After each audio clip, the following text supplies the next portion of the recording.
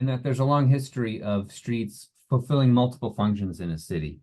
Um, and the places for play, places for commerce. And it was only really with the advent of the automobile in the early part of the last century where this social reconstruction of the street began to occur, where streets, shifted from places of play, of commerce, to predominantly began to be utilized for places for mobility. And that really happened with the advent of the car, which, took up a lot more room per individual passenger.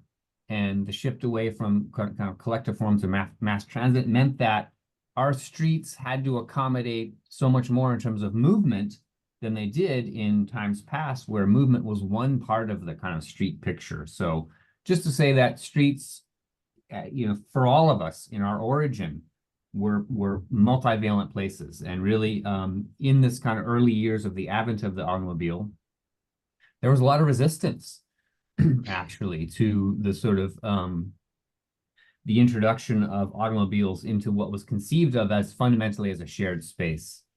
There was actually quite a bit of resistance to the dominance of the growing dominance of the automobile, and that jaywalking as a concept was absolutely socially constructed primarily by the motor lobby.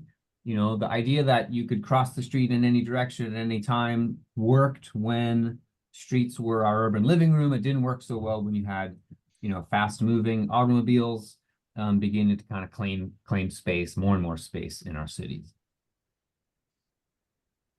And this continuing change in streets and their role in our cities was really promoted heavily by the car companies, of course, who wanted to sell automobiles. And it's not that they weren't, not solving a mobility problem, but have always been, from the very outset of the industry, promoting this idea of seamless mobility, frictionless mobility. You'll be able to move from part A to part B of your city with no obstacles, no obstructions. And that model of the city, which was captured very succinctly with this General Motors Futurama exhibition at the 1939 World's Fair, really set the template. Does this kind of urban structure look familiar to you from a part of your city? It might, because it comes from this early origin and early thinking about the role of architecture and streets in shaping our cities. And so streets began to change. They needed to change. And streets became places of play, socializing commerce, increasingly to, further sort of dominance by automobility, what we call motordom, and to the point where now, at the outset, the automobile maybe was the guest in the street. Now, a lot of times we feel like the pedestrians are sort of the guests and intruding into the roadway. And so this, this is part of the sort of fundamental inspiration for Parking Day project. But I need to go back to sort of share that way before there was, Rebar Parking Day project, there was Bonnie Ora Shirk, who was active in the 70s up until, about 4 or 5 years ago in San Francisco. She created the series of portable parks in the 70s, reclaiming roadway space, laying down sod and turf and bringing in farm animals and trying to create social space out of the sort of waste spaces in our cities left over from sort of shift towards allocating more and more space for automobile movement and storage. Another great example is from Jaime Lerner, who was the mayor of Curitiba, who was one of the earliest I know of utilizing tactical urbanism to transform Rua 15 de Novembro from an auto-dominated street in their city center into a pedestrian street. He accomplished this transformation in 24 hours, really just pushing through, because he knew that if people could experience this change in their city, they would welcome it, and couldn't sort of talk about dialing back automobile use until you could really live it and experience it. And then a third source of inspiration is Gordon Matta Clark, who was really active in New York in the 70s. Are you guys following my presentation here? Is it going? Yeah. Gordon Matta Clark in the 70s, known for cutting holes in derelict buildings in Lower Manhattan and Soho. think about Soho today, but he also did this project called Fake Estates, where he purchased these slivers of real estate that were created as the result of surveying errors. And he bought these slivers of real estate and proposed this whole series of interventions. And to us, my colleagues and I at Rebar, the idea that there were these unscripted leftover spaces in our city that we could maybe use for spaces to explore different ideas about how we use our city, how we think about parking, how we think about urban space allocation, inspired us to look at the metered parking space and say, wow, in San Francisco, you just for a couple dollars an hour, when we had coin-operated parking meters, you could rent a really valuable piece of real estate in San Francisco for just a couple bucks an hour. And so that was the idea behind Parking Day. We, armed with a map from city planning, we found a location in our city that had very little open space and set up, this was a guerrilla art intervention back in the day. It was really just a 2-hour guerrilla art intervention where we set up a park bench and a tree and withdrew to see what would happen. These two gentlemen sat down and started having a conversation. We thought, wow, okay, we've created a space for social interaction, a space for greenery and shade in a place that was, previously used just asphalt and for car storage. This picture circulated around the world through the early forms of kind of social media, and we got a lot of requests from people all over the world saying, hey, could you bring your Parking Day installation to Sicily or to Scotland? And we couldn't physically travel at that time. So we made the decision to make the project open source. We did a very early, very scrappy how-to manual. We posted this on the Rebar group website, and this then really enabled the one-day guerrilla art intervention to become Parking Day as we know it today, an annual event where people advocate for green space, for unmet social needs like this health clinic that was set up in a couple of parking spaces in San Francisco, to social space in Chicago, Park Cycle, mobile pedal-powered public open space, to third places. Again, I think a lot of the urgency here is for people just to have a place where they can gather without being mediated by commerce. So a third place in neighborhoods is a strong demand in some Japanese cities. And just really places for expression and play. The idea of getting back to that early idea of streets as places for community expression and play, commerce. And so wanted to sort of put out there a challenge for you that for this year's Parking Day. We're so excited to be partnering with Parking Reform Network to really take our advocacy to the next level. But in terms of what you do in a parking space, can you use your intervention to try to touch on issues around social and geographic equity, by working in underserved neighborhoods in your community? Can we try to really tackle, even through a Parking Day installation, pedestrian safety, active mobility?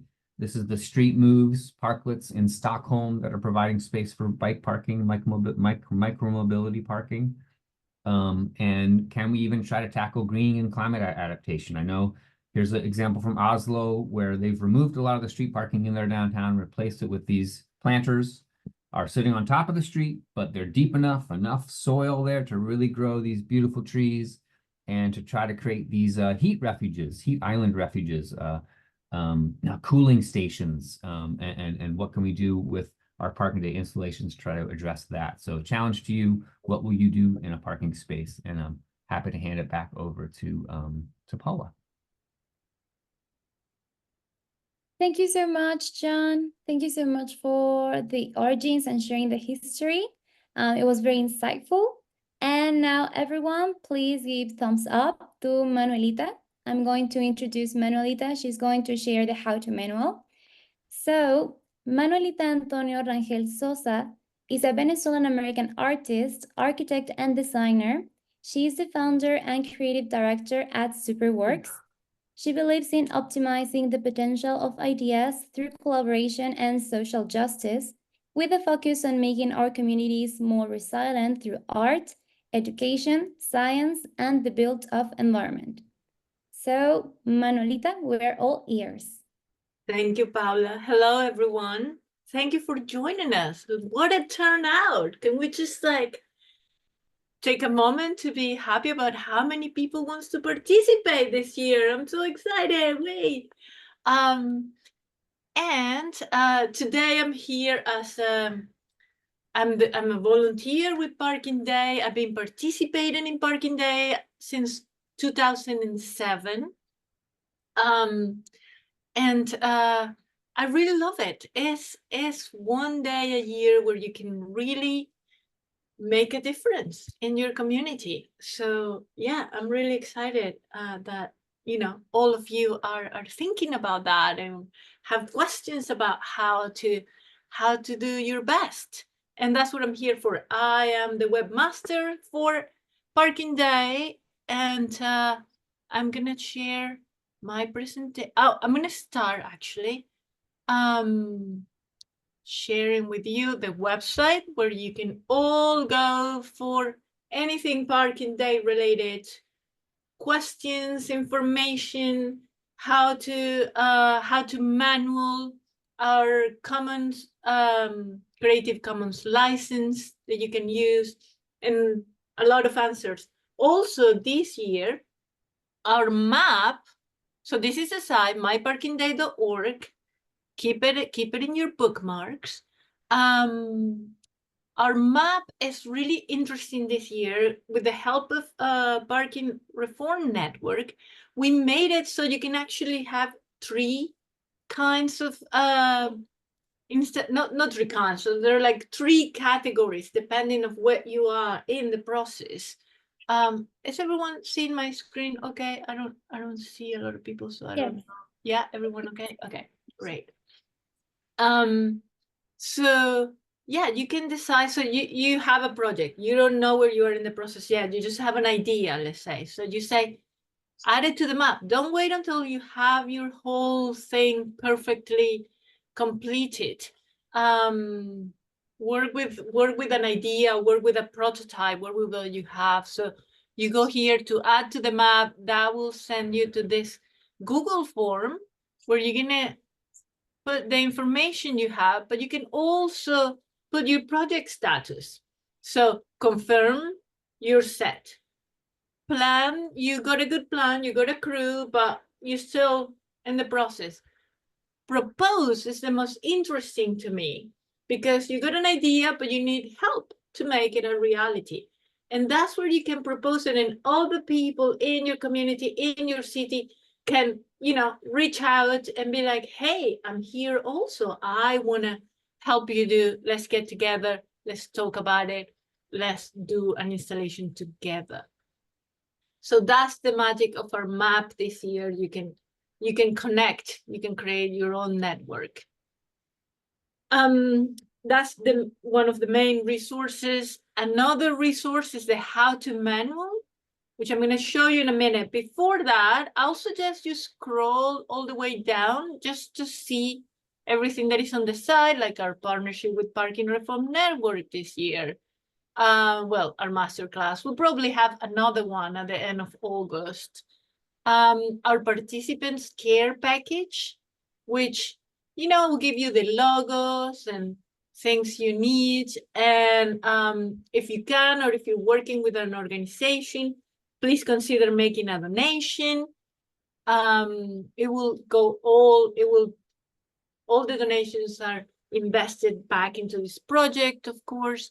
We do have an international public symposium in Italy this year, examples, inspirations, and at the end, you can find allies, organizations that can help you in your city to do your Parking Day installation.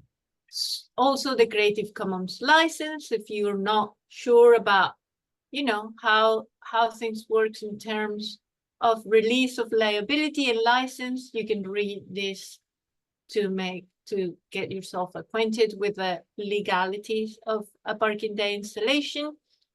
And now I'm gonna go through the how-to manual here. You can download it, just how-to manual PDF. It's designed to be printed on a letter size paper. You can print it, take it with you, discuss it with your people, or you can just have a digital copy. And in it, you can see step by step how to actually create your Parking Day installation. Okay, So now I am gonna head to masterclass. Here we are, slideshow. Okay. Masterclass from concept to creation. Let's see what I got here. Oops. Okay, so developing a concept for your parking day installation. For this, the most important thing to consider when you're going to develop your concept is what's the goal of your installation? Is it, as John was mentioning, is it creating a green space for your community? Is it doing activism for some specific subject? Remember to always consider context. Like what are something really easy to do is to consider what are the needs of the neighborhood I want to be participating.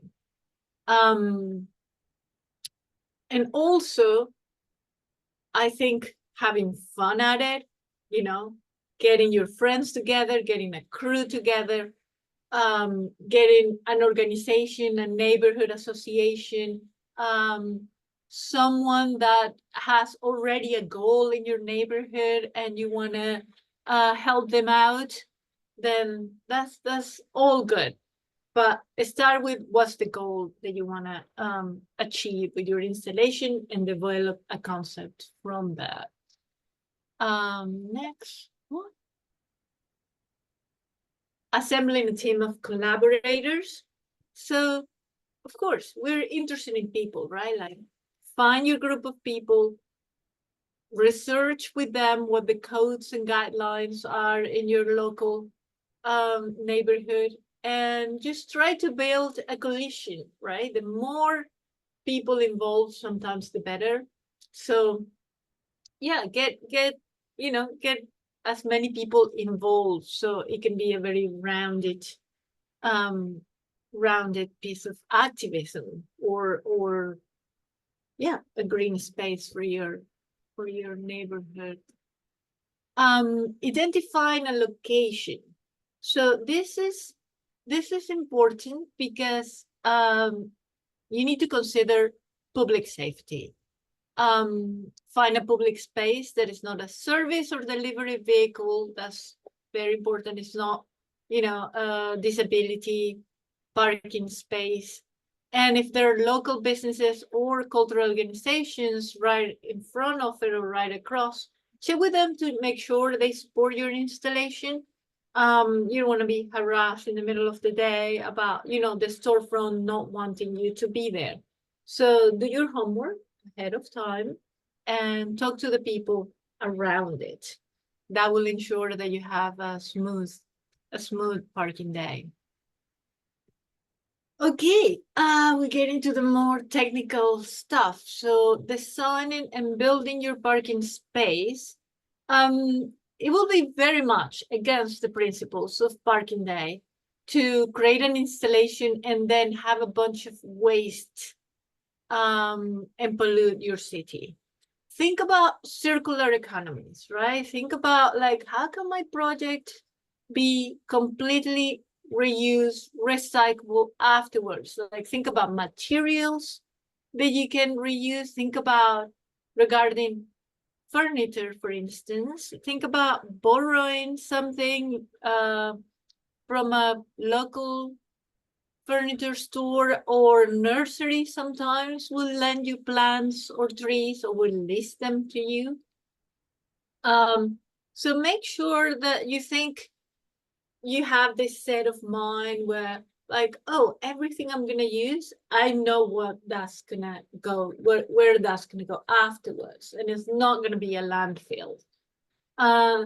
Maybe even you rescue some things and recycle some things. In one of the installations I created, I went to a place in the Bay Area in San Francisco that has building construction materials that have been donated. So I use a lot of the stuff and I recycle and I brought it back to them. That worked really nicely.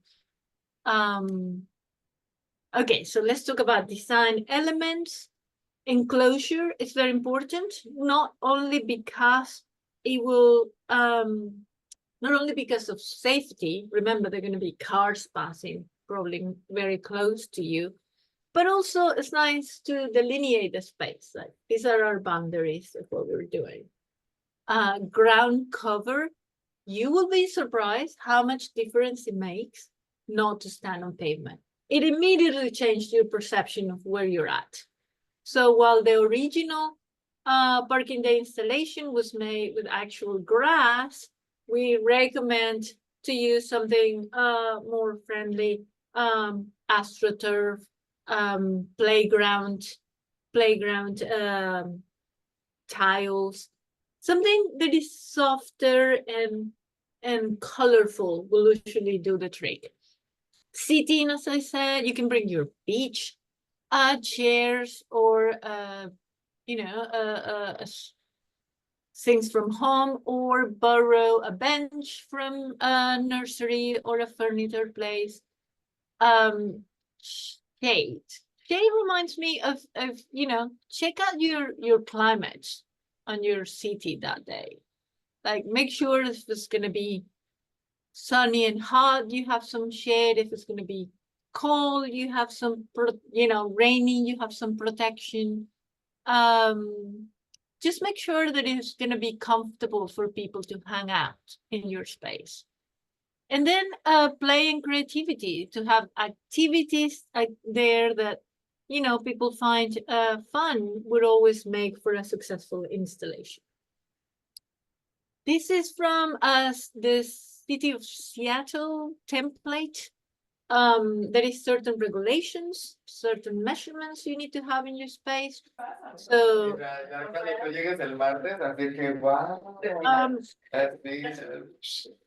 could you please mute? Thank you.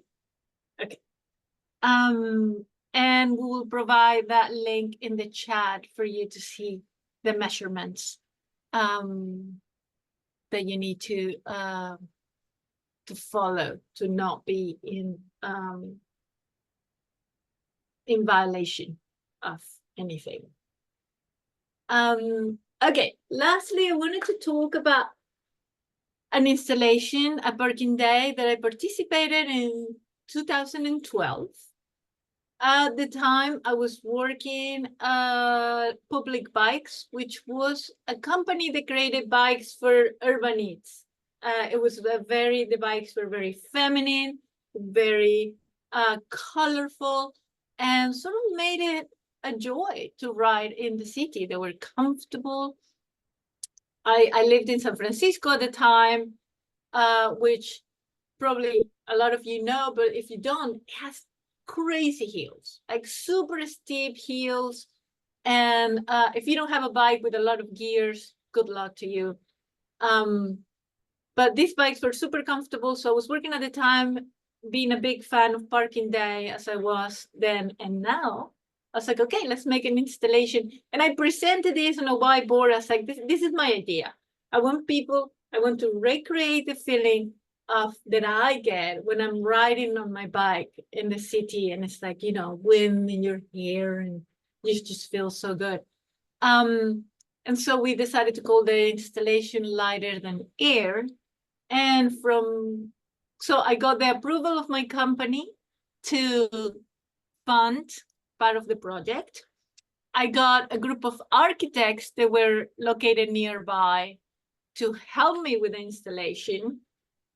And then this happened on a September parking day in 2012 on the corner of Valencia Street and 18th, outside the Public Bikes, which you cannot see there, but it's next to Harrington's.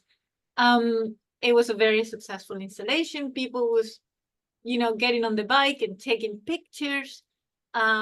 Kids were enjoying the yoga balls, sort of playground. And at the time, selfies weren't that popular, but a lot of people took a chance, a whimsical photo opportunity.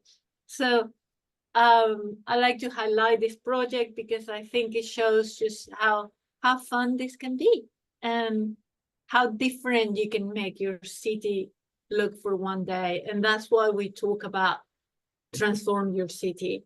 because these could lead to something else. A lot of parking day installations have led to permanent green spaces. But it also led to relationships. Like I'm still in touch with some of the people that I did this with because of that. It's such a bonding experience. So just go for it. And now, thank you for listening. And now I would like to give the mic to Daniel from Parking Day Reform. He's going to talk about parking day reform and this year's theme, which is parking reform, which is like taking your activism or parking day activism to the next level. Thank you. Thank you so much, Manuelita. Yay! My pleasure. And if you have any questions about any technical stuff, save it for the Q&A. I will be answering to the best of my knowledge. Thanks. Okay, so quickly, I'm going to introduce Daniel. He's our Parking Reform Network's Policy Director. Daniel Herriges, before coming to PRN, Daniel was editor-in-chief at Strong Towns, and he's a longtime advocate for making cities more sustainable and less car-dependent. He has a master's degree in urban planning and lives in St. Paul, Minnesota. Daniel, you're free to go. Thanks, Paula. I am going to share my screen, and I'm going to do a really brief introduction to parking reform and what we mean when we talk about parking reform. I'll keep it brief so there's a lot of time for the Q&A because that's really what you all are here for. Paula, are my slides showing? Great. Okay. So as Paula said, I'm with the Parking Reform Network. We're so happy to be co-sponsoring Parking Day this year because it's such a brilliant way of drawing attention to the cost that parking has and the costs that it can impose on our spaces and sort of alternative possibilities. So when we talk about parking reform, we are part of a conversation that has really grown in recent years. A lot of you may be familiar with the work of Donald Shoup, the economist at UCLA, who was the first one in academia to really draw attention to the implications of parking for just about everything about how our world is built, and that it's not just this sort of innocuous backdrop to everything we do. It actually is a huge factor in determining how our world looks and how we're able to navigate it. This conversation has really grown in recent years. A book that came out last year by Henry Grabar, a journalist from Slate, called Paved Paradise: How Parking Explains the World, has really helped kind of catapult parking reform into the national conversation. And if you're looking for a one-stop layperson's explainer of why parking reform matters, for yourself or, as a gift for somebody in your circles, that book I would highly recommend. What we're really talking about, and John already kind of got at this, is a revolution that occurred in the 20th century in what streets are for, and what public space is for. And when we talk about parking reform, we're talking about a policy revolution that was almost accidental. That happened because in the early 20th century, you had cars go from initially almost a plaything for the rich to, through the actions of entrepreneurs like Henry Ford, to this ubiquitous middle-class tool that increasingly every household had.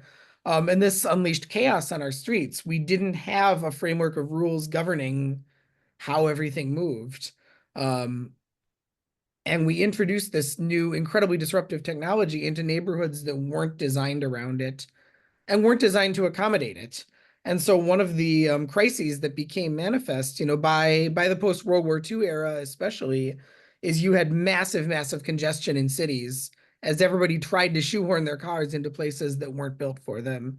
And you had an outcry basically to policymakers to do something about this, do something about the congestion resulting in large part from people trying to find a place to park. And so you had the advent of mandatory parking minimums and other policies trying to ensure that people had a place to park their car. The thing that I think most people don't understand about this, and that at PRN we really want people to understand, is how radical a shift this was and how quickly it happened.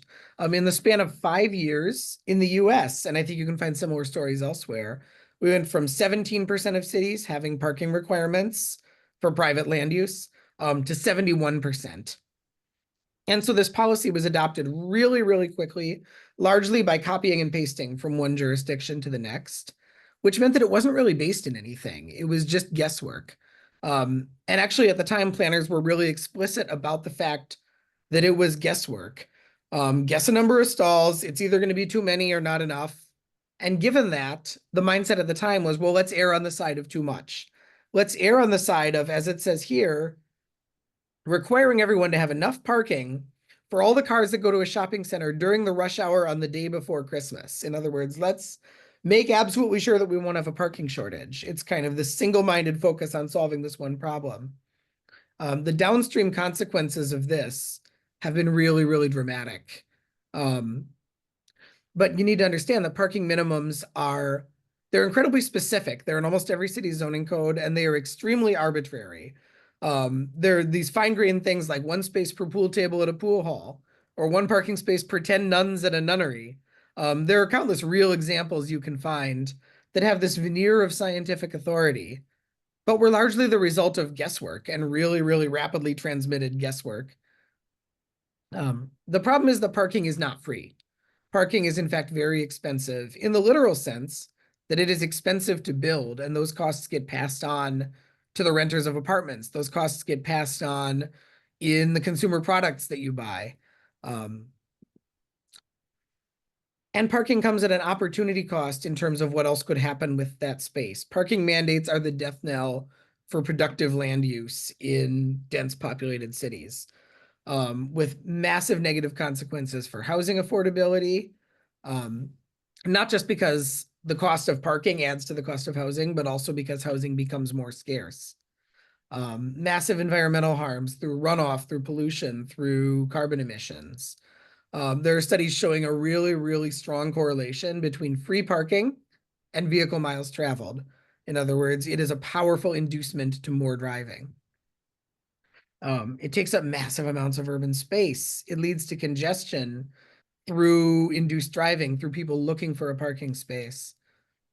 This has strong equity implications, especially for the way an excess of parking affects the usability of the city by people who either don't or can't drive, people who rely on public transportation or walking or biking or rolling. It makes it really difficult to operate a small scale business. Often small local businesses are crowded out by the onerous cost of complying with parking mandates. And ultimately, efficient parking management is necessary if you want to have a sustainable, livable city. And parking mandates and some of the downstream effects on the inability to manage or price on-street space as well, the kind of public space that we're really highlighting with Parking Day, really impedes a lot of goals around urban sustainability and livability. And so the Parking Reform Network was founded in 2019 by Tony Jordan. He's our founder and president. Tony lives in Portland, Oregon. And what Tony recognized was that there needed to be a central hub, sort of a convening space for people working on parking reform, because this issue touches so many different advocacy realms, from affordable housing to climate justice to environmental justice, all of these things. And yet there wasn't a space for people to come together just around parking and share connections, insights, best practices. And so PRN aims to be that. We aim to be a resource for practitioners, for city staff, elected officials, as well as grassroots advocates trying to reform parking policy. We do this through communication tools. We have a set of crowdsourced parking lot maps. We are currently looking for a new cohort of creators to help expand this library dramatically. And what this does is it really dramatizes just how much land in our city centers is taken up by parking at the expense of anything else we could do with it. We have a crowdsourced, continually updated map of cities that have eliminated or curtailed their parking mandates throughout North America. And you can access that on our website as well. And this is a movement that is snowballing. This is a movement that is making real progress. As of this summer, 69 US and Canadian cities have fully eliminated their parking mandates. And that's just the ones we know about. My guess is that there are others that we don't, especially smaller towns. this movement is taking off worldwide as well. We see parking reform efforts in places like Mexico City and Delhi, often places that are grappling with the problem that North America, that the US and Canada were grappling with in the mid-20th century, which was this massive increase in car ownership. And so this is a movement that is really, really taking off. And it's so important for ultimately having the kind of cities that are conducive to human flourishing. We love Parking Day for the way it highlights the importance of really thinking about how all of our public space has a myriad of uses that are incompatible with each other. And so when you take up land for parking, that land has a value. It provides a service, but it also has a cost. And we need to think about that opportunity cost. I will cede the floor for the Q&A. Let me turn off screen share. There we go. Yay! Thank you so much, Danielle. Okay, so yay! Hello, everyone. Me again. So we're going to open the Q&A. You're free to raise your hand. Remember, it's on the react icon on the Zoom bar, or you can put your question in the chat and we can read it out loud for you to answer, well, for us to answer it. So just anyone has or wants to share also, it's good if you want to share your idea for Parking Day, you're free to unmute yourself, raising your hand, and you can share your idea, seek advice, whatever. Just anyone wants to participate or has a question?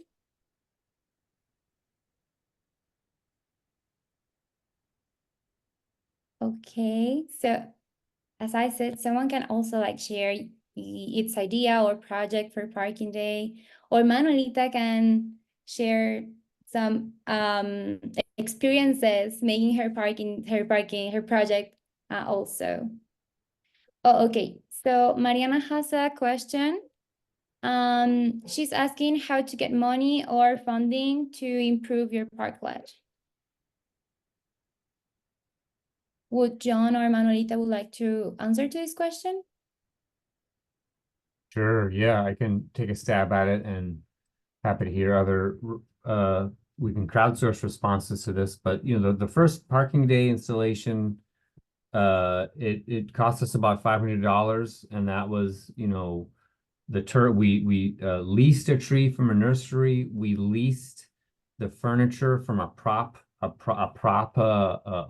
company, and so everything was borrowed or leased. And then we had a plan actually for installing the living sod at a neighborhood school afterwards. And so our costs were quite low for the initial installation. And I think, you know, Manuelita's advice about circular economy is really, really important here. You know, because it's a one-day event, it's important that we think about borrowing materials or definitely coming up with a plan for reuse and recycling. So I guess the first step is to keep your costs low by really trying to lease, borrow, reuse existing materials. Second is partner with an organization. You know, Manuelita, as she mentioned, she partnered with Public Bikes, and they help sponsor the installation. So often, you know, if you find someone who's receptive, you can show images from around the world about how people have been doing this for 20 years and how great it can be. Often you can start to build some momentum, and you can find some funding partners. And so, yeah, particularly if you're, you know, working on a commercial corridor with an adjacent business or cultural organization, they can be great sponsors. And then secondly, you know, thirdly, if you build your own network of friends, of colleagues, of activists, you can crowdsource funding to do that. In years past, we've been able to offer a grant program through sponsorship partners. We don't have that this year, but hopefully in subsequent years, Parking Day itself will be able to offer grants for Parking Day installations. So we're not, unfortunately, we don't have that this year, but hopefully we will in future years. Yeah, I can also share about my first Parking Day in 2007. It was about educating families on how to grow food on walls, so vertical farming. And I didn't have any money, right, at the time. And it was just my idea. But I got a group of people together. At the time, I was volunteer at Architecture for Humanity. And, you know, just some friends there. They're like, sure, we'll support you. And we went around, we found all the seeds and all the plants from free nurseries at the city. At the time, there was a guerrilla installation. Also, they had taken a space in the city that was left by the removal of a freeway, and this activist, I think maybe Bonnie or a shirt, I'm not sure, but they have taken this space and have made it a farm, and they had a seed hut. It was a little hut made of natural materials, and people will donate seeds there. So we got all the seeds for free. We got all the planters for free as well. As I say, we went to this place that had donated materials, construction materials, and for the ground cover, I used this playground tiles material. And so you can get very resourceful, and on the way, make a lot of friends. Like one of the moms of the people participated brought us pastries that day. Other group of friends brought us coffee. You can really feel the love when you're like passionate about something and building it as a grassroots movement. So yeah, don't underestimate the power of, people coming together and helping you do something meaningful. Okay, we have many questions. Oh. So I'm going to, no, it's Manuelita, thank you. I'm going to try to read the next one. It's from Georgia, and they say, how can you confirm if you can use meter parking spot as long as you pay the meter? Is there a clearinghouse with rules by city? Maybe John can answer this. Sure. Yeah, typically it's kind of different in every city municipality. Some people are currently managing parking in different areas and pricing parking in different areas. Other places it's a free-for-all. And so it's different in different cities. I do recommend that you do research the parking code, talk to someone in the transportation department, talk to someone who's a public space manager, like a merchants association or a business improvement district, or just one of the local business owners in the area that you're thinking of doing it. Parking day and the parking day installations, they work really well if there's already an area that has a significant amount of public life. And by that, I mean foot traffic or cyclists or commerce or activity. It's hard to do a parking day installation in an area that has nothing going on and expect it to sort of generate a lot of life and activity. So I recommend that when you're choosing your site, think about a site that's going to be accessible to you and accessible to your potential kind of clients or patrons whom you're hoping to reach or serve. And regarding the kind of the parking code, it's different for every city. Research the code. In some places, in San Francisco, we were able to literally sort of lease the space using the short-term lease that's offered through the kind of pricing the parking in that area. Other areas, you just have to sort of either work with the municipality or you're a council member or someone in the planning or transportation department, say, hey, this is a global movement. We'd love to do parking in our city. Can you help me figure out a way to do it? Sometimes it's just a matter of like putting a hood over the parking meter for an hour or two, or for half a day or for a day. That's commonly done, for events where you sort of remove the sort of the metered parking for a period of time. So bottom line is do a little bit of research about what the kind of codes are in your town, and talk to people about building some momentum for it.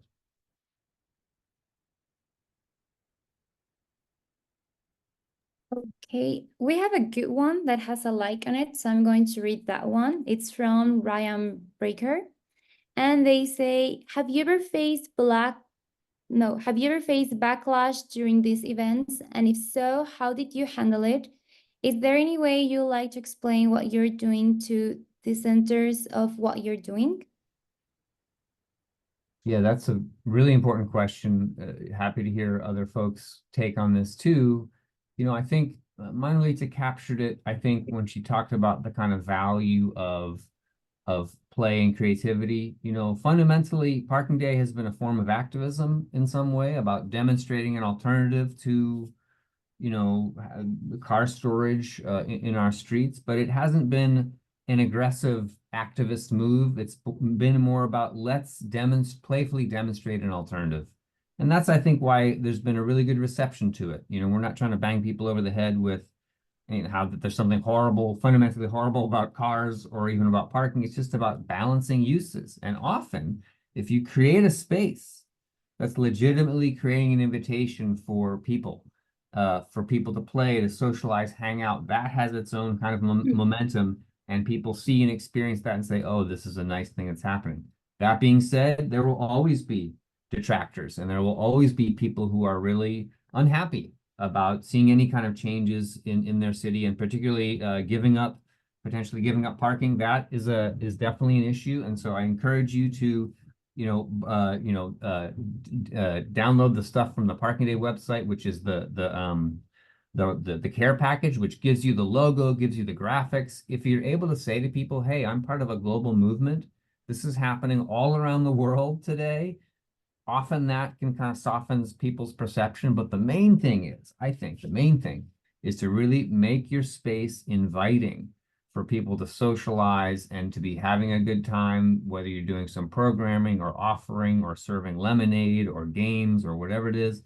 That can go a long way by creating a kind of lively social space to someone who may be upset about the sort of change happening in their neighborhood. Third point is, if you really don't like this, we're going to be gone at the end of the day. It's a one-day event.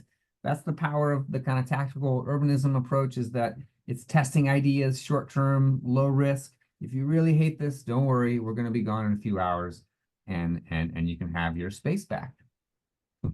I want to add to that with a story that maybe will answer Ryan's question, but also Adam evolve, where he asked, like, what has been the political reception regarding Parking Day, curiosity, hostility. So in 2021, we decided to revive Parking Day, after pandemic. During the pandemic, we created a space, a public space. I moved from San Francisco to this little town about 45 minutes north of the city, and there is no public space. It's a great town, cute little thing, but no public space for people to gather. So during the pandemic, we somehow work around. John worked his I'm John Bela, and we work with a group of local people to what did we do?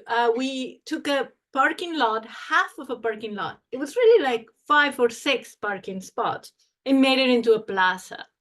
That was a wonderful installation. It lasted probably 6 months. And then the municipality had to take it down because whatever. So because people protested not having 5 parking spots, or having 5 parking spots less. Anyway, in 2021, we decided to create a parklet across from where the plaza was, to see if we have momentum and approval to reinstate the plaza. So John left to get some furniture, some plants, and I was there doing the installation. The people that opposed the plaza called, even though we had the support of the municipality, some merchants called the police on us. So these nice officers come by, very embarrassed to bother me in my work, I'm like installing stuff. And he's like, I'm sorry to bother you, but I got a call, what is this about? I was like, oh, I'm taking the parking spot to do an installation. I explained to him how I was part of this global movement, super respectfully. I found with police, what really works nicely is to be respectful and explain to them what you're doing, and, be nice about it.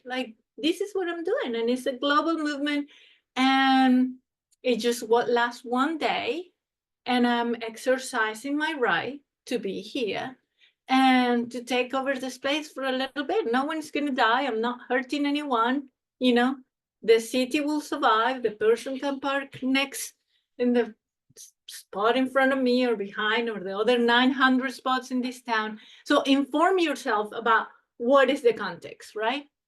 And of course I say, and I have approval from the mayor, and they called the mayor, and the poor mayor had to tell them that yes, they had to say okay, but so yeah, it could go in many ways, and that's part of the charm of it too. This is this is a disruption. The idea of parking day is you are disrupting the status quo. So put your activist hat on and be charming about it, and you probably will get away with it. I did post in the chat something from the District Department of Transportation from Washington DC, which has had a very active parking day program over the years. They also have a parklet program and a streetery program, really great resources. And I think the point is that in different places, there's different levels of formality or informality for the event. In the case of when Manuelita was describing, there wasn't really a framework for parking in our town, and so we kind of created one, and we sort of did the guerrilla art version of it. In other places, you'll find that there's a lot of support. You might need to get insurance, partner with the local business improvement district, and there's a much more formal way of doing this as well. If you can find partners to help you do that, great, and there's good resources for that. There's like a template for insurance and for a kind of a design guidelines that I just posted there. But don't let that stop you. If you're working in a place that you're really just at the outset of your activism, of your thinking about reclaiming streets for people and for green space and for social equity and safety, you might have to stick your neck out, find friends, and take action. Know that you're supported by a global cohort of people doing this all over the world. And as Daniel mentioned, the momentum is really shifting towards streets for people to balance pedestrians and bikes and cars and transit and green space in our communities. Okay, everyone. Unfortunately, it's about time to end our meeting, but for those of you who still have questions, I'm going to collect them all, and I'm going to reach out to John and Manuelita to reply to your questions and reach out. Thanks everyone for joining us today. We're really excited that we had a lot of people today, so we're very, very happy. We hope that all your parking day installations are as cool and as beautiful as the one Manuelita showed us. And the importance is that it needs to be disruptive. So just, even if it's you and only you on the street and talking to everyone, like, be there. Like, it's the important thing to stay active. So thank you so much, everyone. We're going to leave a feedback form because we love feedback. This is the first time we do this. I mean, we did one on Tuesday, but it's the first time we do these workshops, so feedback is always helpful. And remember that we are two nonprofits, Parking Day and Parking Reform Network. So if you would like to support our work and support what we are doing and keep these workshops, etc., feel free to reach out to our web pages and share your love to us. And that would be all. Will John or Manuelita would like to add something? Yeah, Manuelita. But I just put our email, hello@myparkingday.org. If anyone has further questions, they can email us there. Yep. Good luck, everyone. Have a great parking Yeah. day, and please And send post us your pictures. site on the map and send us pictures. Yeah, tag us Ciao. and tag us on Instagram, all the stuff. Okay.